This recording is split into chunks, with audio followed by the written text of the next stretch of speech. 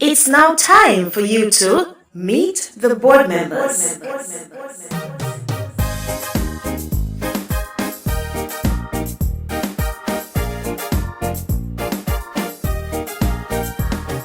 Welcome, and thank you for joining us on Meet the Board Members, where we seek to get up close and personal with the persons who sit on the Jamaica Society for the Blind's Board of Directors.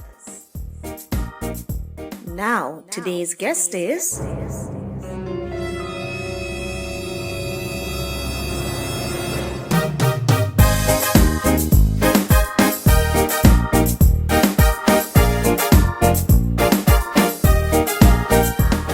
My name is Mary Mitchell-Coombs, and on the board of directors of the Jamaica Society for the Blind, I am the first vice chair.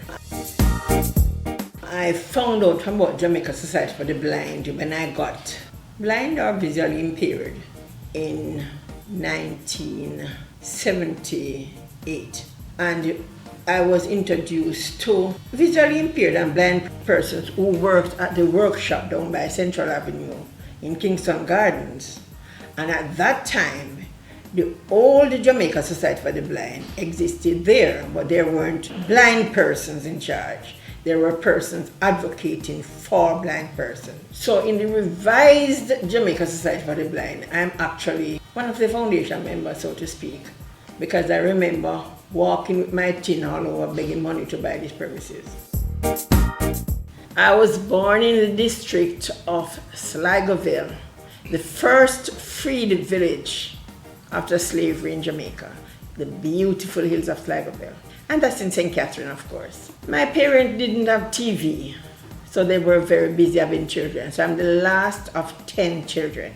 I have 5 sisters, 4 brothers. 2 of my sisters really deceased, and a brother. I attended the Mount Moreland All-Age School and also the Camperdown High School. I am a widow. I have 3 children, 2 biological and adopted. I have 4 beautiful grandchildren, 3 boys and a granddaughter. I work at the University Hospital in the ICT department with special responsibility for the telephone exchange. I supervise 16 telephone operators, or customer service agents as they are now called. I have been there for upwards of 24 years, in a supervisory position for 22 years. I'm a people's person. I'm an advocate. My work and professional background. My first job was a pre-trained teacher at the Mount Moreland All-Age School in St. Catherine. Then I worked with Jamal Foundation for a little while, and after that I came to Kingston and did further training. And while waiting on a job, I worked at my own business, where I run a canteen at These Industries Limited. And then from there I went into the receptionist profession at the Milholland Ashenheim and Stone law firm at 32 Duke Street, where I worked for a number of years until they closed down and they merged with Duncox, and I was recommended for another law firm. I didn't stay there long because I was coming from a corporate law firm and this was a criminal law firm, and I wasn't really comfortable there. So the position at the University Hospital became vacant, and I applied and was successful, and I'm there till now. I have been a supervisor for 22 years out of the 24 I spent there. My aspiration was to get a position in the social work department, but that didn't materialize. But my whole life is social work, because being at the hospital, you see the need day by day, people calling, people coming in. So I got an opportunity really there to do some of the social work skills that I was taught, although I wasn't being paid for it. Well, I have been with JSB for a number of years, and JSB was not always like this. And although I wasn't personally involved, I was collectively involved from moving it from one stage to another. And the stages are many, so it would be hard to say what I personally do But I've always been part of their advocacy team. I've always been a watchdog to identify little things sometimes that persons who are totally blind would not identify. And at one point, I was responsible for the outreach program years ago. So I tried to identify persons there who are in need. At one point, I was calling like the health centers and churches and clubs and so to try and seek out. We weren't technologically inclined like now. So we were just calling to find if you come across a blind person. Well, at that time I asked for disabled people in a whole. Although I was primarily working with the blind, I asked for disabled people in a whole. So I would refer the others of other disability groups, and the blind one will deal with them at the Jamaica Society for the Blind.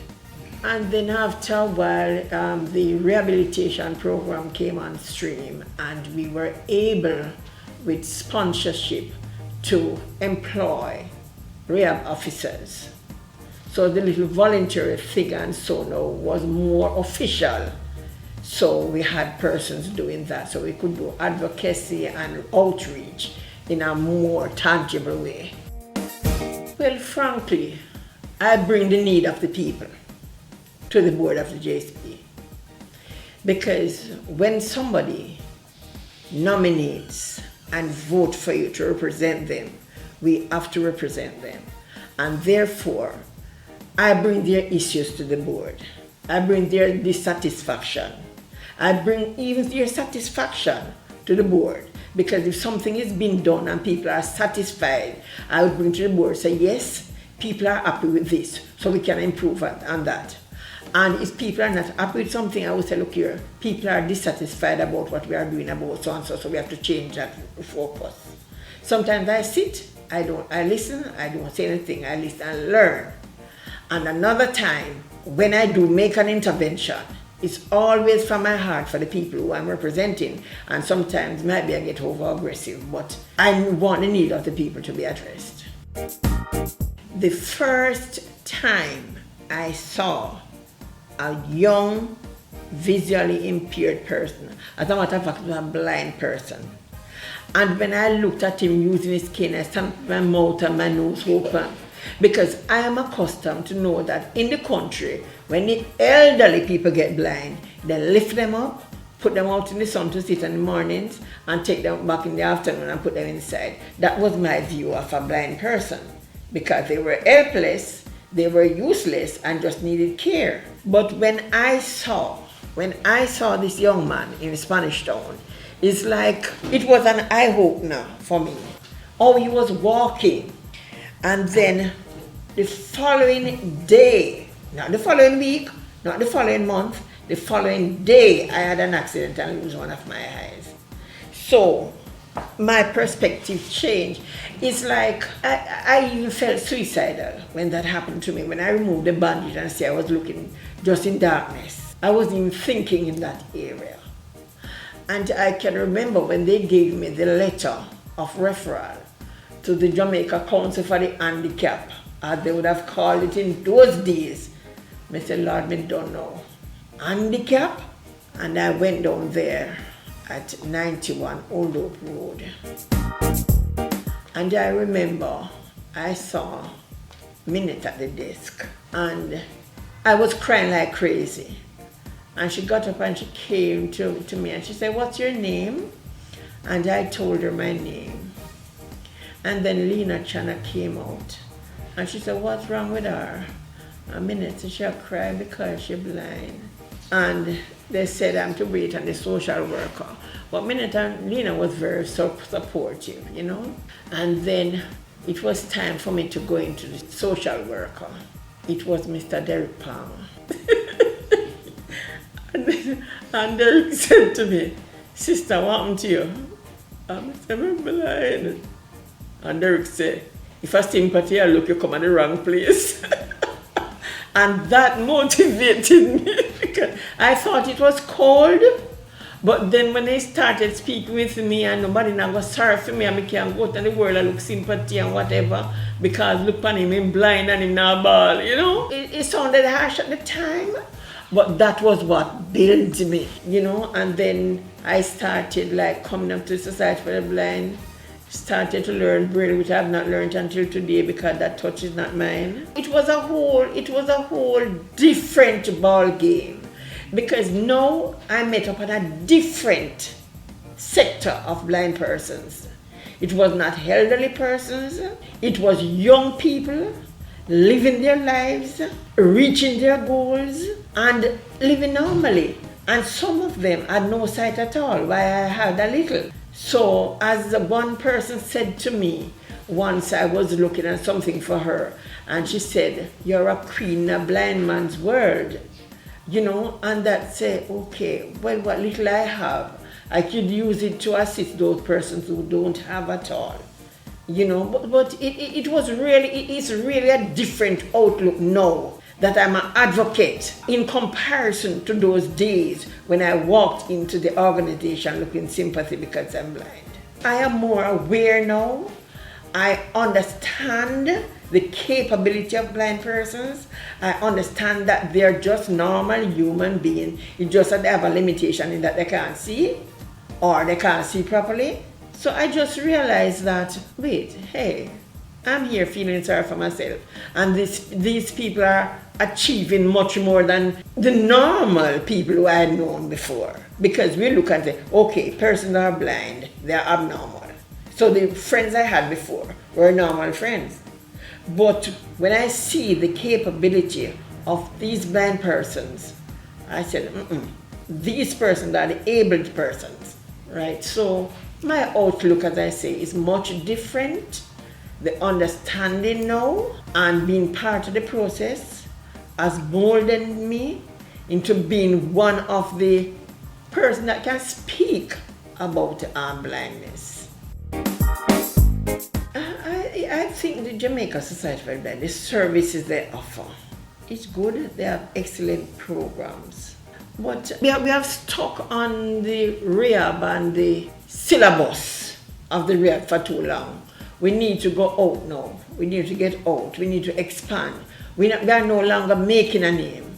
Jamaican and Jamaica knows of the Jamaica Society for the Blind.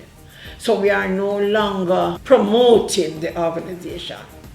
So because of this, and with the populace that we have now, and the learned persons that we have now, when I started, it was only a few persons, or might be is after we started, like Mr. Palmer, Mr. Grant, and so who went to university, and they had a hard time there getting in because they were blind. No, everywhere on campus you walk, you see a blind or a disabled person and knock you down anywhere, because everybody know as long as you are qualified and you can matriculate to university, you are there.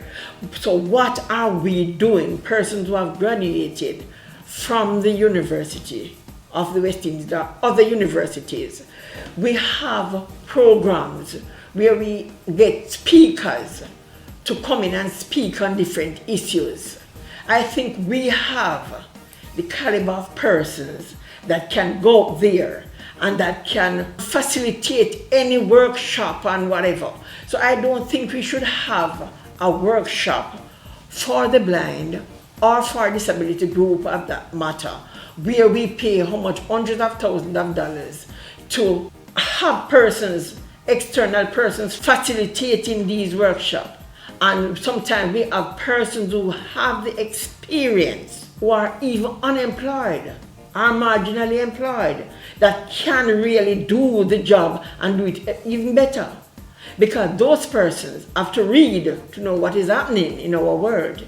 We know exactly what is happening in our world, so we are better able to put it out there. So I think this is one of the things that the rehab could do, expand the program and get persons who have weathered the storms, who have gone through. I know they do it on a marginal basis, but at the bigger picture, I want us to use the persons we have to facilitate, to disseminate information, and to do everything. Relax. How you spell that? Because I wonder sometimes if I sit, it's not because I'm finished with my hard day of work. because I'm so tired, and when I turn on the TV, it's watching me and I'm falling asleep. But I love to watch TV.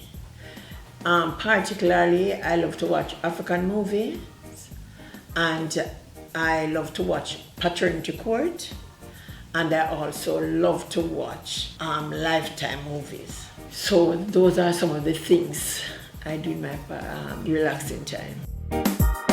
So I could as well bring down the little things I do for individuals to spare time.